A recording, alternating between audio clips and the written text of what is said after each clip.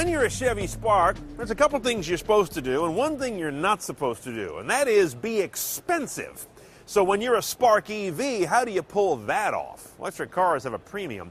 This one, Chevy says, will be under $25,000 after tax incentives. By that, I assume they mean the federal incentive of $7,500 because the state incentives are way too unpredictable. Now, what we don't know is the range on the car. Chevy has not stated that yet. It's not going to come out till middle of next year.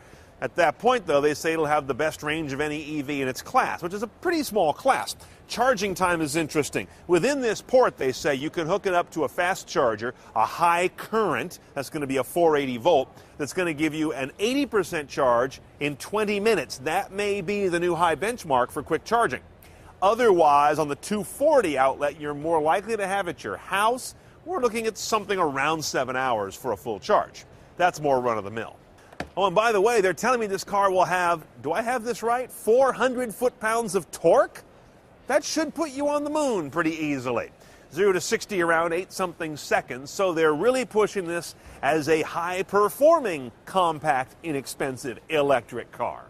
Now inside, check it out. Twin 7-inch LCDs, one where you expect it here in the center, and another one that is your instrument pod. Everything's going to be right there. All your usual gauge information, if you will, as well as EV information, range, charge status, probably distance to next charging station, things of that nature. Now here in the main screen, they're going to rely a lot on apps for things that car makers often roll in themselves, like Bringo for navigation, Pandora, Stitcher, TuneIn for your connected media.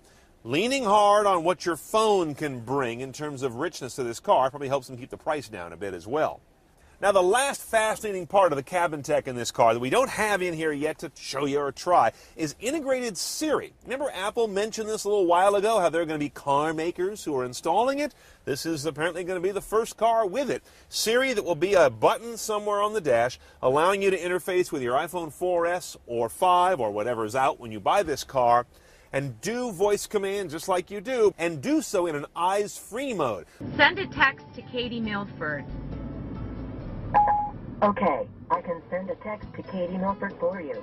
Now, I gotta tell you, a Chevy Spark is a rather unassuming car, but given the fact that it's made the jump to EV, will be apparently the first car to have Siri integration, has some very aggressive app and screen-based cabin tech, and a price under $25 after a federal bonus, this may be the story of the LA Auto Show this year.